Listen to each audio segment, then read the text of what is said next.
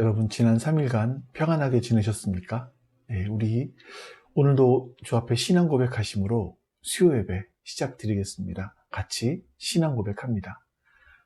전능하사 천지를 만드신 하나님 아버지를 내가 믿사오며 그 외아들 우리 주 예수 그리스도를 믿사오니 이는 성령으로 잉태하사 동정녀 마리아에게 나시고 본디오 빌라도에게 고난을 받으사 십자가에 못 박혀 죽으시고 장사한 지 사흘 만에 죽은 자 가운데서 다시 살아나시며 하늘에 오르사 전능하신 하나님 우편에 앉아 계시다가 저리로서 산자와 죽은 자를 심판하러 오시리라.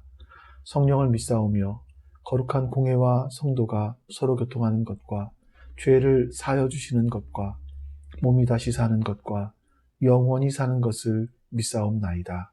아멘.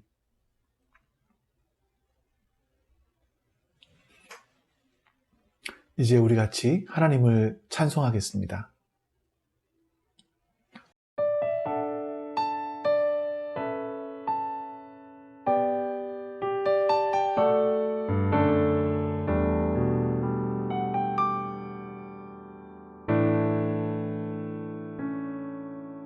주 사랑이 나를 숨쉬게 해 세상 그 어떤 어려움 속에도 주 은혜로 나를 돌보시며 세상 끝날까지 지켜주시네. 주 사랑이 나를 이끄시네. 내가 갈 수 없는 그곳으로 주의 사랑 나를 붙드시며 세상 끝날까지 인도하시네. 주님만이 내 아픔 아시며 주님만이 내 맘 어루만지네. 어느 누구도 나를 향하신 주님의 사랑을 끊을 수 없네.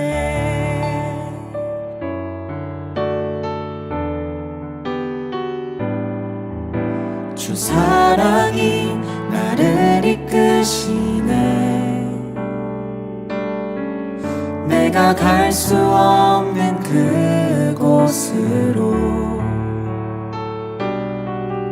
주의 사랑 나를 붙드시며 세상 끝날까지 인도하시네. 주님만이 내 아픔 아시며 주님만이 내 맘 어루만지네. 어느 누구도 나를 향하신 주님의 사랑을 끊을 수 없네. 주님만이 내 능력이시며 주님만이 나의 구원이시네. 어느 누구도 나를 향하신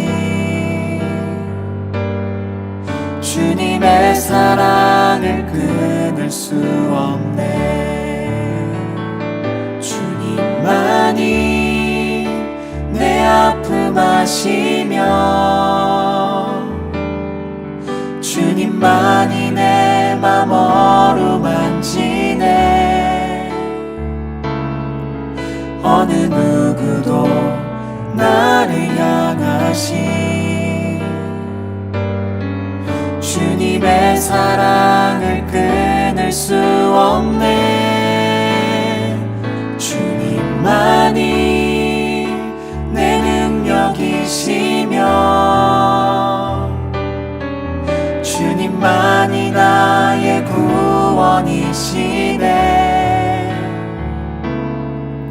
어느 누구도 나를 향하신 주님의 사랑을 끊을 수 없네. 어느 누구도 나를 향하신 주님의 사랑을 끊을 수 없네.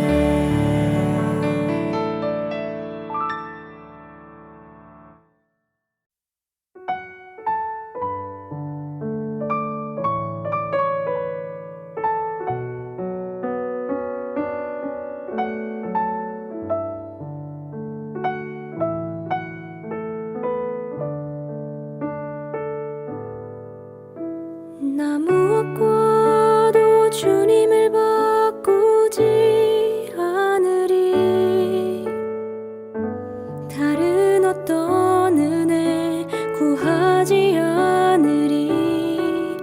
오직 주님만이 내 삶의 도움이시니 주의 얼굴 보기 원합니다. 나 무엇과도 주님을 바꾸지 않으리. 다른 어떤 은혜 구하지 않으리. 오직 주님만이 내 삶의 도움이시니 주의 얼굴 보기 원합니다. 주님 사랑해요.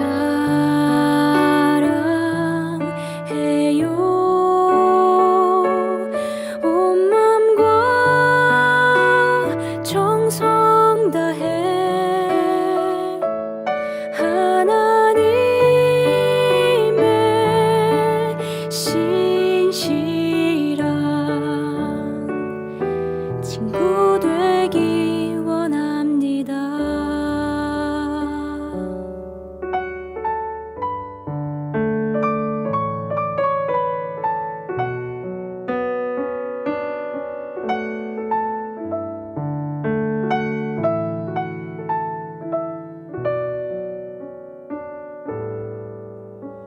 나 무엇과도 주님을 바꾸지 않으리.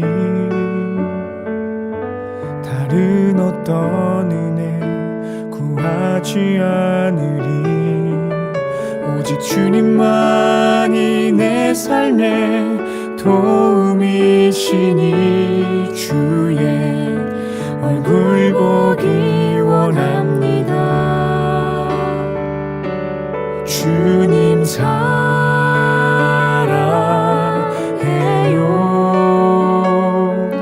온 맘과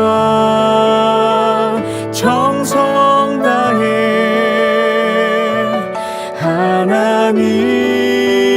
하나님의 신실한 친구 되기 원합니다. 주님 사랑해요.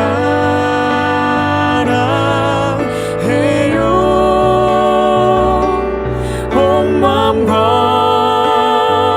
정성 다해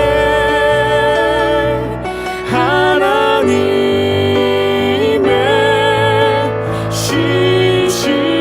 신실한 친구 되기 원합니다.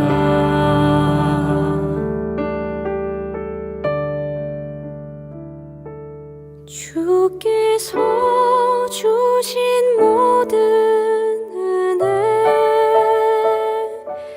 나는 말할 수 없네.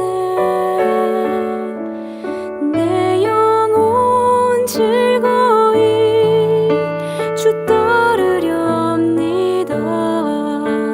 주께 내 삶 드립니다. 주께서 주신 모든 은혜 나는 말할 수 없네.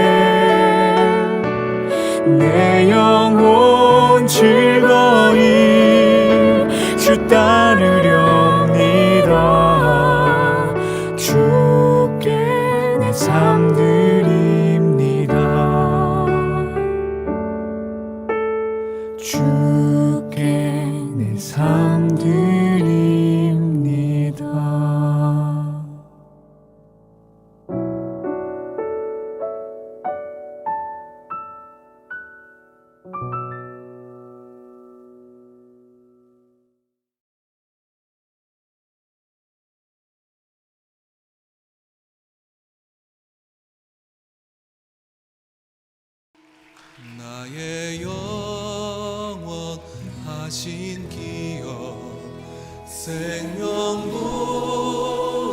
귀하다. 나의 갈 길 다가도록 나와 동행하소서. 주께로 가까이 주께로 가보니 나의 갈 길 다가도록 나와 동행하소서. 세상 부귀 아니함과 모든 명예 버리고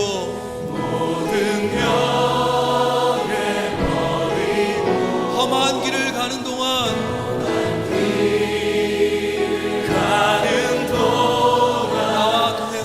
나와 동행하소서. 주께로 가까이 주께로 가보니 나의 갈 길 다가도록 나와 동행하소서. 어두운 골짜 지나가며 험한 바다 건너서 천국문에 이르도록 나와 동행하소서.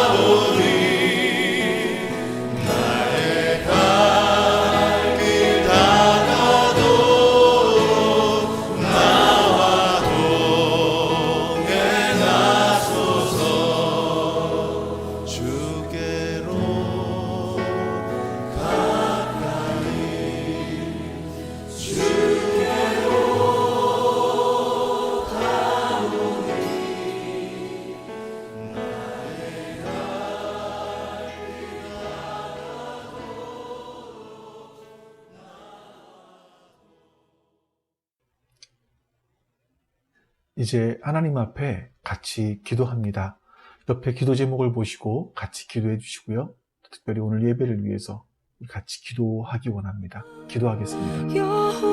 참 좋으신 주님 감사합니다. 하나님께서 오늘 우리와 함께하여 주셔서 이렇게 하나님을 예배할 수 있도록 내려주시니 하나님 감사합니다. 우리가 오늘도 하나님을 기억하게 해주시고 하나님의 선하심과 인자하심을 기억하게 해주시옵소서. 아버지 하나님의 도우시는 손길이 우리와 함께 해주시옵소서. 주님을 바라보는 우리 믿음, 그 사랑 영원하네. 우리 주님께서 우리 가운데 일하시니 그 일하심을 바라보고 나아갈 수 있도록 주님을 도와주시옵소서.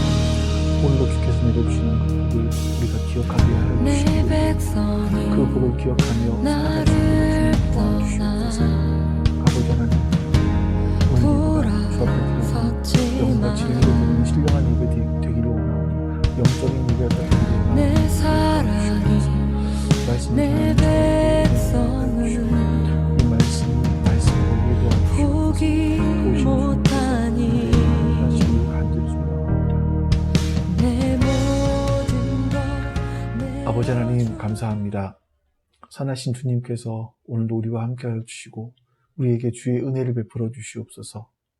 그로 말미암아 하나님으로 예배할 수 있도록 은혜 베풀어 주시기를 원하옵고 기도하옵나이다. 우리가 영과 진리로 예배할 수 있도록 성령 하나님 도와주시옵소서. 감사드리며 우리 주 예수 그리스도의 이름으로 기도하옵나이다. 아멘.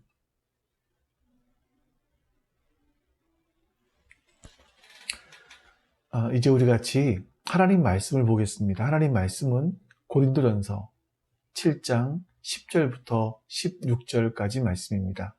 고린도전서 7장 7절 10절부터 16절까지 말씀. 결혼한 사람들에게 말합니다. 이것은 나의 말이 아니라 주님의 명령입니다. 아내는 남편과 헤어지지 말아야 합니다. 만일 헤어졌거든 재혼하지 말고 그냥 지내든지, 그렇지 않으면 남편과 화해하여야 합니다. 그리고 남편도 아내를 버리지 말아야 합니다. 그 밖에 사람들에게 말합니다. 이것은 나의 말이요 주님의 말씀은 아닙니다. 어떤 교우에게 믿지 않는 아내가 있는데 그 여자가 남편과 같이 살기를 원하면 그 여자를 버리지 말아야 합니다. 또 어떤 여자에게 믿지 않는 남편이 있는데 그가 아내와 같이 살기를 원하면 그 남편을 버리지 말아야 합니다. 믿지 않는 남편은 그의 아내로 말미암아 거룩해지고 믿지 않는 아내는 그 남편으로 말미암아 거룩해졌습니다. 그렇지 않으면 그들의 자녀도 깨끗하지 못할 것인데 이제 그들은 거룩합니다. 그러나 믿지 않는 사람 쪽에서 헤어지려고 하면 헤어져도 됩니다. 믿는 형제나 자매가 이런 일에 얽매일 것이 없습니다. 하나님께서는 여러분을 부르셔서 평화롭게 살게 하셨습니다. 아내된 이여, 그대가 혹시나 그대의 남편을 구원할지 어찌합니까? 남편된 이여, 그대가 혹시나 그대의 아내를 구원할지 어찌합니까? 아멘. 우리가 지난주에 나눈 말씀들을 보면 고린도 교회의 교인들이 바울에게 편지를 써서 몇 가지, 그러니까 결혼이나 이혼에 대한 몇 가지 질문들을 했던 걸로 보입니다. 이제 바울이 7장에서 바로 그 부분들에 대한 답을 하고 있는 거죠. 바울은 먼저 하나님의 명령이 아니다, 이건 나의 의견이다 라고 하면서 너희들은 결혼하지 않았으면 좋겠다 이렇게 말을 합니다. 그러면 나중에는 결혼은 하는 것도 은사이고 또 하지 않는 것도 하나님의 은사다 이렇게 말을 합니다. 이제 바울이 그렇게 말했던 이유는요, 예수님께서 하신 말씀도 있지만 예수님이 다시 오실 종말의 때가 얼마 남지 않았다라는 그런 강력한 믿음 때문이었습니다. 바울은 그 마지막 때가 가까웠는데 나는 하나님께 인정받는 것이 가장 중요하기 때문에 그 하나님께 인정받아야 되기 때문에 결혼은 생각하지 않고 그 주님이 오실 그 날만 준비하며 살겠다. 이것이 나의 목표이다. 이렇게 말을 했던 겁니다. 자, 그럼 여러분 여기서 한 가지 좀 궁금증이 생깁니다. 여러분들, 바울은 결혼을 했을까요? 아니면 결혼하지 않았을까요? 우리 일반적으로는 바울은 결혼하지 않았다 이렇게 생각을 했습니다. 저도 그렇게 생각을 했고요. 근데 오늘 말씀을 준비하면서 여러 가지 문서들을 보기도 하고 또 설교를 듣기도 했는데 바울은 결혼을 했을 수도 있겠구나 하는 생각이 저희 안에 많이 들어왔습니다. 우리 8절 말씀 좀 볼까요? 결혼하지 않은 남자들과 과부들에게 말합니다. 나처럼 그냥 지내는 것이 그들에게 좋습니다. 자, 여기서 보시면 바울은 결혼을 해보지 않았기 때문에 결혼에 대한 어떤 그런 행복감 이런 걸 알지 못해서 이렇게 자신처럼 그냥 지내는 것이 좋다 이렇게 말을 한 것은 아닌가 하는 의문이 생기기도 하죠. 여러분들은 어떻게 생각하십니까? 우리는 바울이 독신이었다고 알고 있지만 성경을 보면 바울이 뭐 결혼을 했다, 결혼하지 않았다 이런 기록들이 나와 있지를 않아요. 바울이 스스로 거기에 대해서는 밝히지를 않습니다. 그래서 우리는요, 바울이 결혼했는지 안 했는지는 성경적인 어떤 근거들 그리고 시대적인 배경들을 놓고 추론을 해볼 수밖에 없는 거죠. 그러기 위해서 우리가 먼저 고린도전서 9장 5절 말씀을 보도록 하겠습니다. 바울이 이렇게 말을 해요. 우리에게는 다른 사도들이나 주님의 동생들이나 게바처럼 믿는 자매인 아내를 데리고 다닐 권리가 없단 말입니까? 이렇게 말을 하죠. 여기서 이제 이런 의견들을 내놓기도 합니다. 게바. 베드로는 예수님의 공생의 초기부터 장모가 있었던 것으로 기록되어 있습니다. 그러니까 부인도 있었겠죠. 뿐만 아니라 바울은 다른 사도들, 또 예수님의 동생 야고보도 아내가 있었다라고 말합니다. 그들은 나이가 들어서 선교를 다닐 때 믿는 자매인 아내와 함께 다녔다라고 말하고 있는 겁니다. 바울이 지금 이 말을 하고 있는 이유는요, 자기가 누릴 권리가 참 많이 있지만 나는 그런 권리를 사용하지 않는다라는 그런 걸 강조하는 부분이긴 한데, 다른 사도들처럼 나도 부부 동반할 수 있다, 못할 이유가 없다라고 말을 해요. 자, 여러분, 이 말은 뭘까요? 만약에 바울이 나도 사도 바울, 다른 사도처럼 결혼을 못할 줄 아느냐라고 했다면 바울은 결혼을 안 한 사람이었겠죠? 근데 다른 사람들처럼 부부 동반을 못할 줄 아느냐라고 한다면 그거는 누군가가 있었다는 말이 아닐까, 이런 생각이 듭니다. 또 사도행전 26장 10절에서 바울은 이렇게 이야기를 합니다.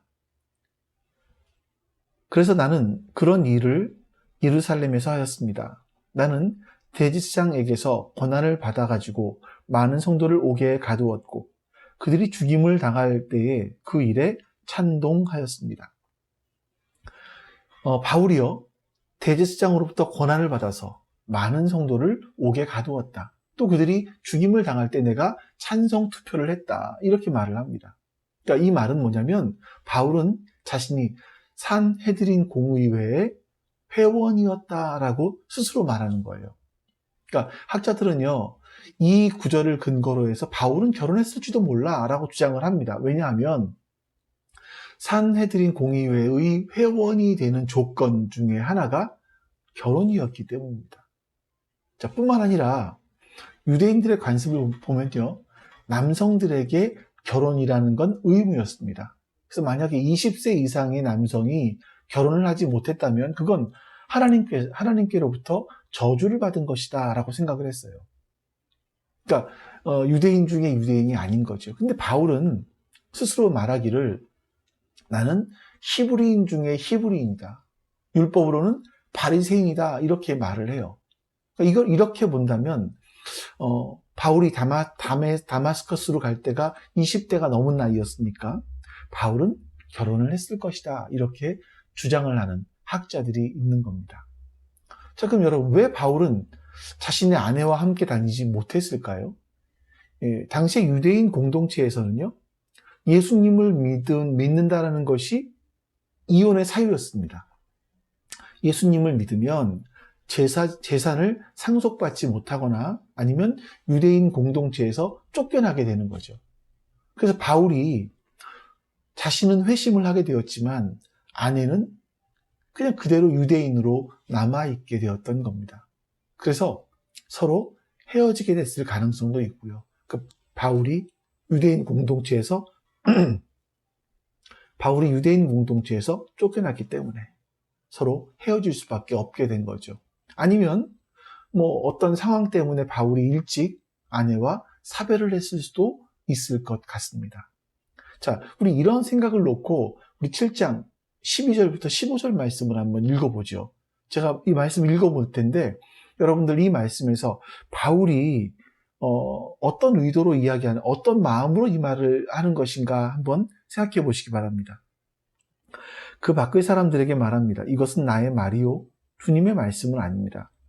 어떤 교우에게 믿지 않는 아내가 있는데 그 여자가 남편과 같이 살기를 원하면 그 여자를 버리지 말아야 합니다. 또 어떤 여자에게 믿지 않는 남편이 있는데 그가 아내와 같이 살기를 원하면 그 남편을 버리지 말아야 합니다. 믿지 않는 남편은 그의 아내로 말미암아 거룩해지고 믿지 않는 아내는 그 남편으로 말미암아 거룩해졌습니다.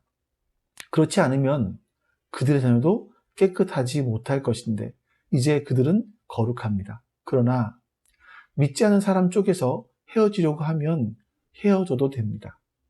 믿는 형제나 자매가 이런 일에 얽매일 것이 없습니다. 하나님께서는 여러분을 부르셔서 평화롭게 살게 하셨습니다.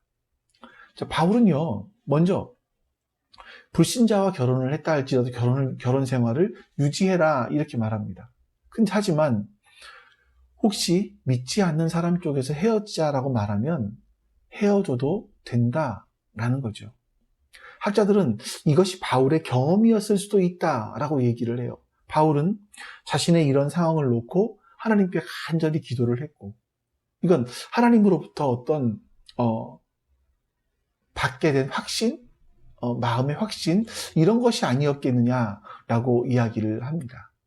자, 여러분, 바울이 이러한 결정을 하게 됐던 것은 예수님께서 말씀하신 그 예수님의 결혼관, 이게 굉장히 중요한 작용을 했던 것 같아요.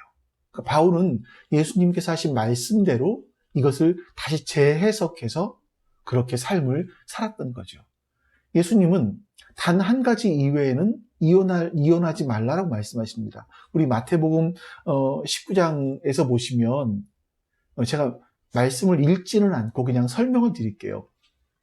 그러니까 바리새인들이 예수님을 시험하기 위해서 이렇게 질문을 합니다. 선생님, 무엇이든지 이유만 있으면 남편이 아내를 버려도 됩니까? 이렇게 질문을 해요. 이렇게 질문하는 이유가 뭐냐면 예수님께서 마태복음 5장 31절 2절에서 이런 말씀을 하셨거든요. 누구든지 아내를 버리려는 사람은 그에게 이혼 증서를 써주어라 하고 말하였다. 그러나 나는 너희에게 말한다. 음행을 한 경우를 제외하고 아내를 버리는 사람은 그 여자를 간음하게 하는 것이요. 또 버림받은 여자와 결혼하는 사람은 누구든지 간음하는 것이다. 신명기 24장에 보면 결혼을 했을 때 아내가 음행을 한 경우가 아니라면 이혼 증서를 써주고 이혼을 해도 된다. 이렇게 말을 했어요. 근데 예수님은 아내가 이혼한 경우가 아니라면 아내를 버리지 못한다라고 말씀하신 겁니다.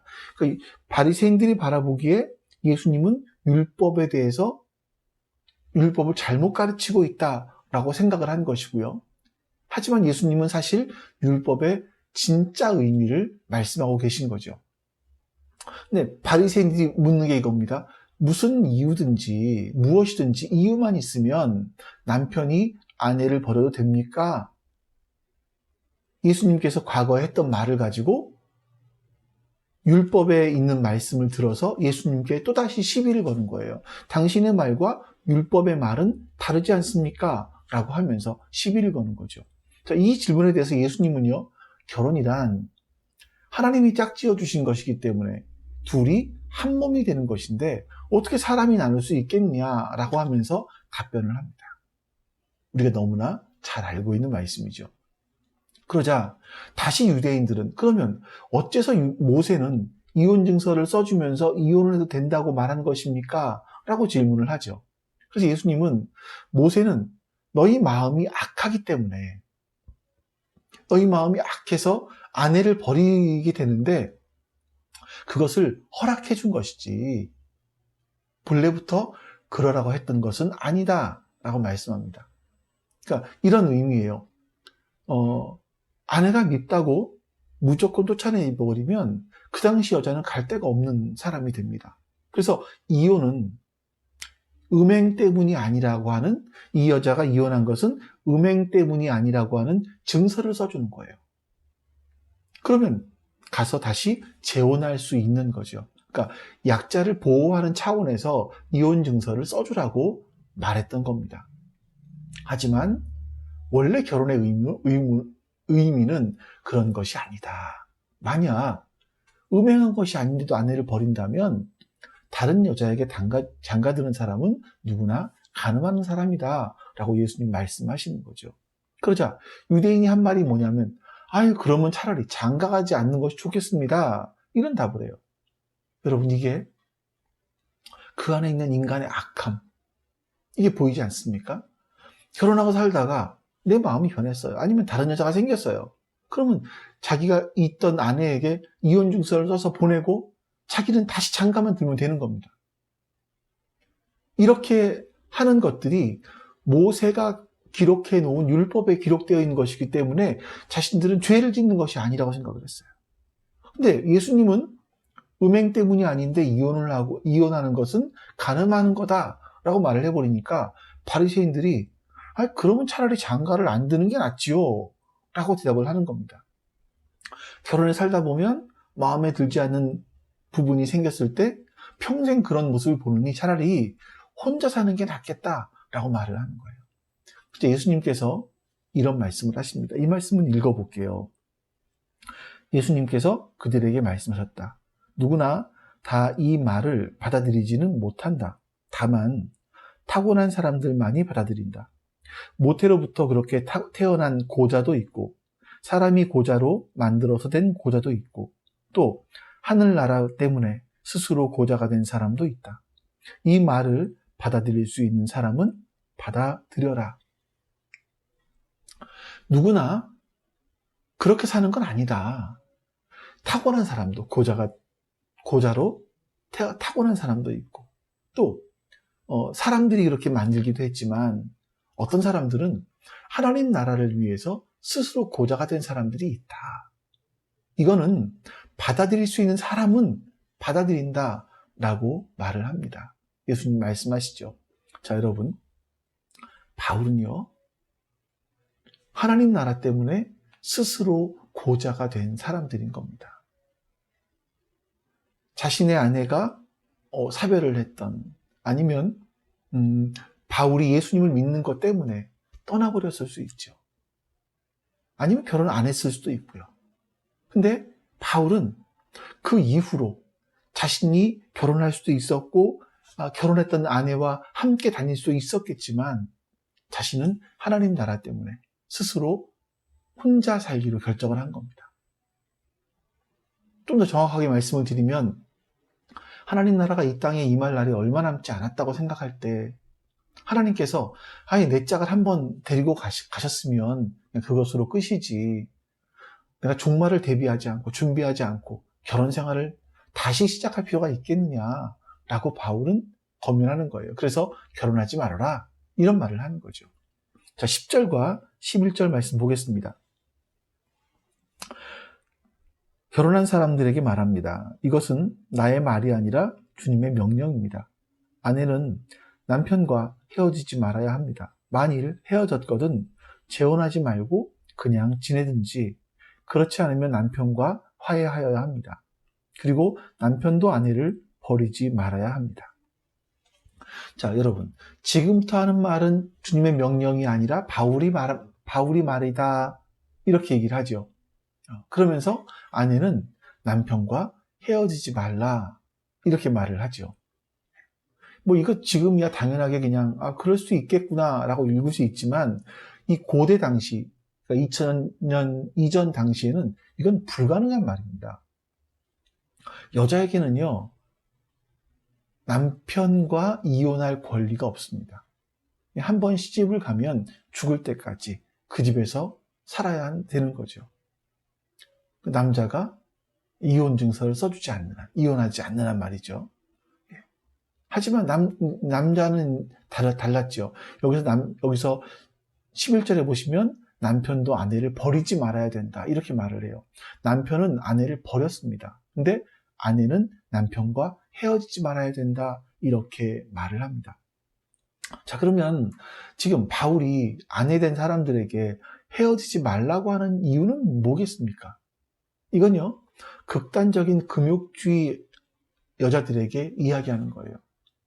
극단적인 금욕주의 여자들은요, 남편과 함께 하는 것이 싫은 겁니다. 자신이 거룩하지 못하게 되는 것 같은 거죠. 그래서 같은 방에서 못 있겠다. 그러다가 아예 당신과 같은 호적 속에 살아가는 것조차도 난 불결하다. 그래서 가정을 버리고 떠난 사람들, 이런 사람들이 고린도 교회 안에 있었다라는 겁니다. 이게 법적으로는 이혼이 안 되지만 그냥 여자가 헤어져 버린 거죠. 바울은요, 절대로 그렇게 하면 안 된다라고 말을 하는 겁니다. 여러분, 한번 생각해 보십시오. 하나님을 믿는 그리스도인 아내에게 있어서 가장 먼저 해야 될 것이 뭐겠습니까? 내가 선교해야 될 대상은 첫 번째가 저 멀리 아프리카에 있는 여자가 아니라, 사람들이 아니라 내 가정입니다. 바울은 그 이야기를 하고 있는 거예요. 11절에 보시면 줄을 거놓고 이게 이 주석을 달아놓은 거겠죠. 만일 헤어졌으면 그냥 지내든지 아니면 다시 남편과 화해하라 이렇게 말을 합니다. 내가 잘못된, 그러니까 극단적인 금욕주의에 빠져서 남편과 헤어졌어요. 그런데 내가 한 행동이 잘못된 것이구나 이렇게 깨닫고 보니까 남편은 이미 다른 사람과 재혼을 한 겁니다. 그러면 남편을 이혼시키고 자기가 살 수 없잖아요. 그런 경우에는 혼자 지내라. 하지만 남편이 아직 혼자라면 남편과 화해할 수 있으면 화해를 해라. 이렇게 말을 하는 겁니다. 우리 또 12절 말씀을 보겠습니다. 그 밖에 사람들에게 말합니다. 이것은 나의 말이요 주님의 말씀은 아닙니다.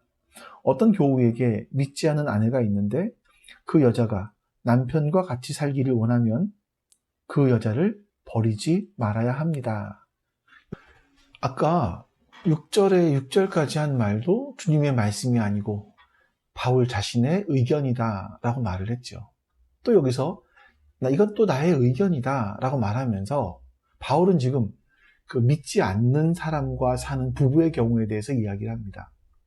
자, 이런 경우에 믿지 않는 사람과 결혼한 경우일 수 있지만 좀 더 생각을 해보자면 바울이 고린도 교회에 처음 복음을 전했잖아요.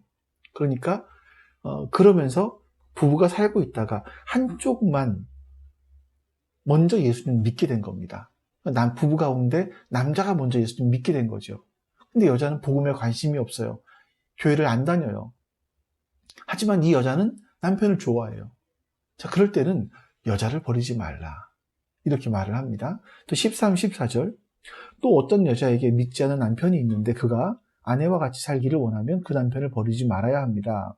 믿지 않는 남편은 그의 아내로 말미암아 거룩하여지고 믿지 않는 아내는 그 남편으로 말미암아 거룩해졌습니다. 그렇지 않으면 그의 자녀도 깨끗하지 못할 것인데 이제 그들은 거룩합니다. 반대로 여자는 믿고 남편은 예수님 믿지 않으려고 해요. 그것을 빼고는 부부 사이가 아무런 문제가 없습니다. 그럴 경우에도 버리지 말아야 된다. 이렇게 말을 합니다. 왜냐하면 믿지 않는 남편이 그 아내로 말미암아 거룩하게 될 수도 있고 다시 말하면 구원받을 수도 있고 믿지 않는 아내가 남편 때문에 구원받을 수도 있다라는 거죠. 다시 말하면 예수님을 믿는 너를 통해서 상대방이 구원받을 수 있다라고 말을 하는 겁니다. 만약에 잘못 생각해서 헤어졌을 경우에 그 사이에 태어난 자녀들의 마음에 상처를 줄 수 있죠. 그렇기 때문에 상대가 안 믿으면 믿음 안에서 하나님께서 그를 거룩하게 만들어 주실 것이라는 것을 기억하면서 기도하고 또 그 삶에서 하나님을 보여주는 삶을 살아간다면 하나님께서 상대방을 거룩하게 해주실 수 있고 또 그 자녀도 지켜주실 것이다. 그 자녀의 믿음도 지켜주실 것이다 라고 말을 하는 겁니다. 여러분, 이 말씀을 이해하시려면요 구약의 배경을 먼저 아셔야 됩니다. 성경에서 구원이라는 것은요 개별적인 개인의 구원을 말하는 것이 아니라 공동체적인 구원을 말합니다. 누가 하나님의 언약 안에 들어왔어요. 그러면 그 언약 안에 들어왔기 때문에 함께 공동체가 함께 구원을 받는 것을 말해요. 이런 의미죠. 이스라엘의 왕을 세우신 것은요 왕 한 사람이 잘하면 그 왕의 통치 아래에 있는 모든 사람들이 다 복을 받습니다. 하지만 왕 한 사람이 못하면 그 나라 백성들이 다 저주를 받게 되죠. 자, 이런 것들을 한번 가정에 적용해 보세요. 사도행전 16장에 보면 바울을 지키던 그 간수장 하나가 있었죠. 이 사람이 이 바울에게 어떻게 해야 구원을 얻겠습니까? 라고 질문을 합니다. 그때 주 예수를 믿어라. 그러면 너와 내 집이 구원받을 것이다. 라고 얘기를 해요. 그러니까 우리가 여러분 지금 예수 믿는 것은요 나 혼자 달랑 구원 받으려고 예수님 믿는 것이 아닙니다. 그리스도의 몸을 위한 구원이에요. 그리스도의 몸을 위한 구원이라는 게 뭐냐면 형제와 자매를 섬김으로 그 안에서 구원이 나타나는 거예요. 내 몸 하나 구원 받으면 된다라는 식으로 예수 믿는 사람들은요, 어떻게 보면 자기만 구원받으면 된다는 이기심인 거죠. 주님의 뜻대로 부르심을 입은 자라는 것은 자기 몸 하나만 챙기는 사람이 아니라 주님이 나를 왜 부르셨는가 라는 것을 먼저 생각하는 겁니다. 근데 여러분, 우리가 보세요. 결혼을 하거나 아니면 이혼을 할 때 사람들이 뭘 기준으로 생각합니까? 내 행복, 내 몸의 평안함, 편리함, 이런 것들을 생각합니다. 그래서 결혼을 해도 그 사람의 신앙을 보는 것이 아니라 그 사람의 사회적인 능력을 봅니다.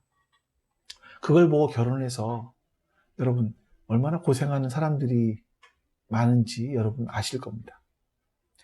그러다가 이혼을 하려고 하다 보니까 또 이혼을 하고 나면 뭘로 먹고 사나? 이런 걱정이 들기도 하죠. 이건 다 모두가 자기만을 위한 생각들인 겁니다. 예수님 믿는 사람들은요, 결혼을 하든 이혼을 하든 먼저 뭘 생각해야 됩니까? 주님께서 나를 왜 부르셨을까? 이 가정을 위해서, 또 이 가정이라는 가장 작은 단위의 공동체를 위해서, 이 가정의 구원을 위해서, 그리고 내가 속한 곳, 교회이든 사회이든 그곳의 구원을 위해서 우리를 부르셨다는 것을 기억하셔야 합니다. 가장 먼저는 교회이지요. 하나님의 언약이 있는 그 교회에 내가 속하고 그 언약 속에 살아가는 것을 말하는 겁니다. 자, 15절, 16절 말씀 보겠습니다. 그러나 믿지 않는 사람 쪽에서 헤어지려고 하면 헤어져도 됩니다. 믿는 형제나 자매가 이런 일에 얽매일 것이 없습니다. 하나님께서는 여러분을 부르셔서 평화롭게 살게 하셨습니다. 아내는 이어 그대가 혹시나 그대의 남편을 구원하는지 어찌합니까? 남편된 이어 그대가 혹시나 그대의 아내를 구원하는지 어찌합니까? 여러분, 지금 남자가 믿던 여자가 믿던 안 믿는 배우자가 난 너처럼 예수쟁이하고 살고 싶지 않아 라고 하면서 헤어지자고 해요. 그래서 그러면 헤어지라는 겁니다. 그런 일에 절대로 얽매일 필요가 없다라는 거죠. 자, 이게 서두에 이게 바울의 경험일 수 있겠다라고 말을 했지만, 여러분, 이건요, 2000년 전 당시라고 한다면 굉장히 혁명적인 말입니다. 근데 이것은 어디까지나 사도 바울 자신의 의견이라고 분명히 말을 합니다.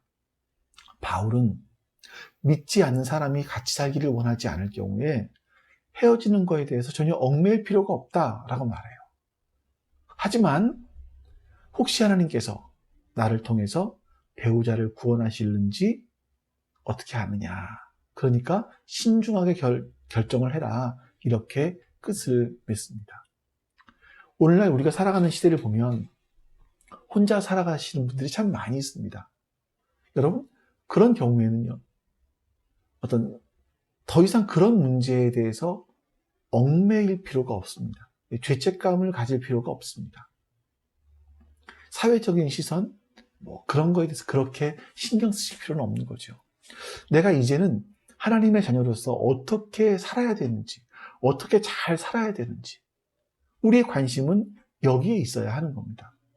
자, 또 하나 생각해 봐야 될 것이 뭐냐면, 결혼을 앞두고 있는 사람들이 있다면, 이왕이면, 참 요즘에는 찾기가 너무나 힘들지만, 이왕이면 믿는 사람과 만나는 것이 좋겠다라는 생각이 들어요.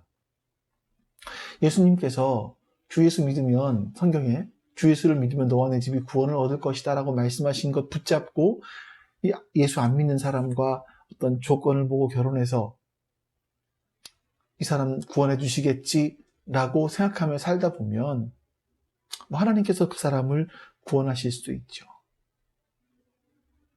하지만 그 사람은 평생토록 선교적인 마음을 갖고 살아야 되고요. 평생토록 갈등을 하면서 살아야 할 겁니다. 근데 내가 상대를 좋아하면 좋아해서 결혼만 하면 다 될 것처럼 생각을 하지만 그런 경우에 여러분 주위에 보시면 믿음이 없거나 또 바른 믿음을 갖고 있지 않거나 이런 사람들과 함께 살아갔던 분들의 이야기를 들어보면 두 가지 중 하나입니다.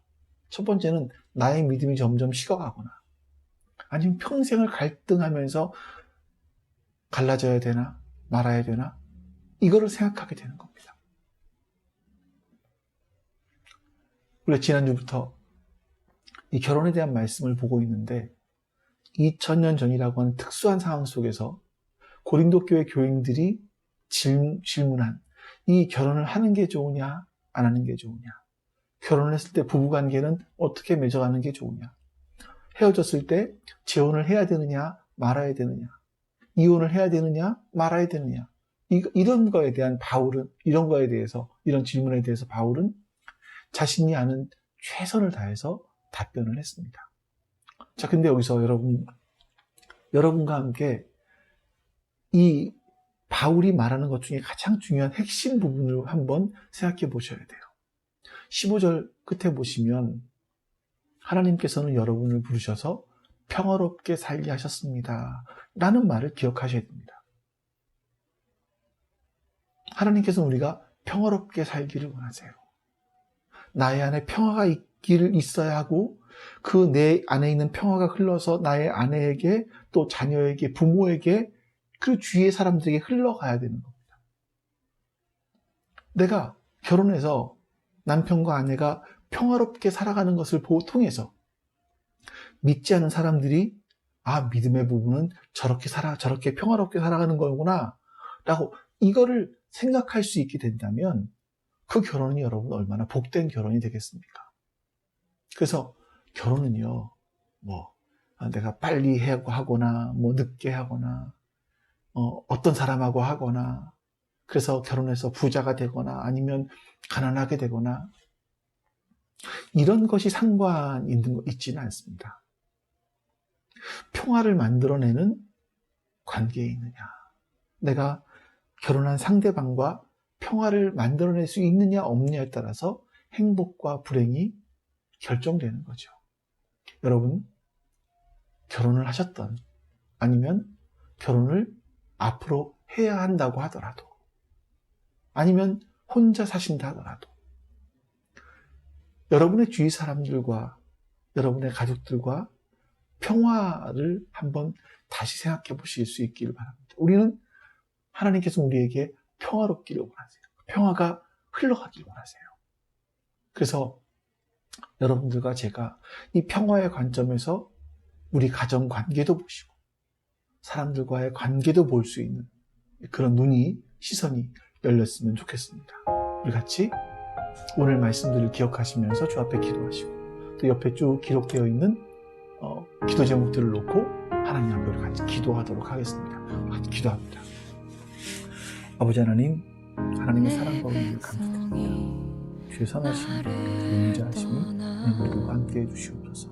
하나님의 도우시는 손길이 우리들과 함께 해주시옵소서.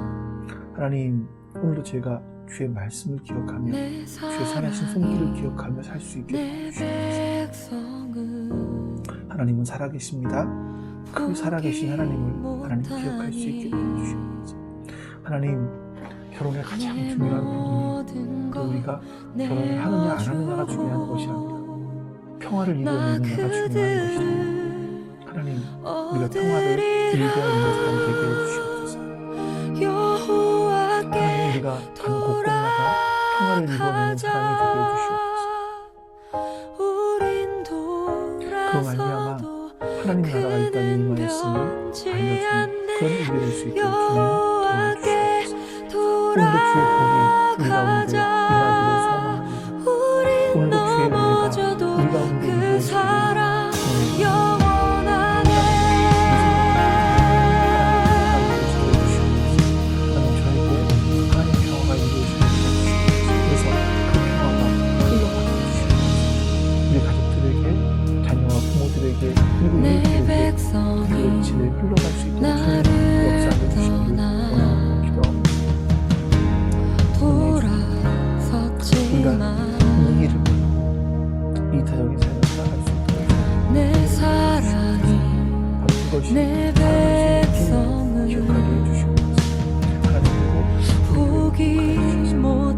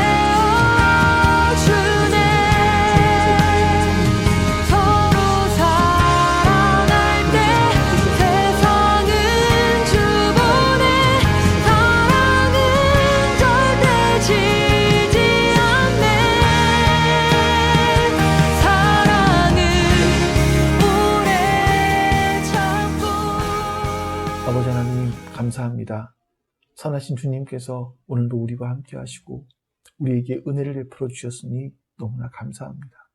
우리가 그 은혜를 기억하며 살게 해주시고 우리가 가는 곳곳마다 평화를 이루어낼 수 있게 도와주시옵소서. 우리가 마음에 품는 생각이 이기적인 생각이 아니라 이타적인 생각을 마음에 품을 수 있도록, 그래서 사랑을 할 수 있도록, 그리고 평화를 이루어낼 수 있도록 주님 은혜를 베풀어 주시옵소서. 감사드리며 우리 주 예수 그리스도의 이름으로 기도하옵나이다. 아멘. 하늘에 계신 우리 아버지여, 이름이 거룩히 여김을 받으시오며 나라가 임하시오며 뜻이 하늘에서 이루어진 것 같이 땅에서도 이루어지이다. 오늘 우리에게 일용할 양식을 주시옵고 우리가 우리에게 죄진 자를 사하여 준 것 같이 우리 죄를 사하여 주시옵고 우리를 시험에 들게 하지 마시옵고 다만 악에서 구하시옵소서. 나라와 권세와 영광이 아버지께 영원히 있사옵나이다. 아멘.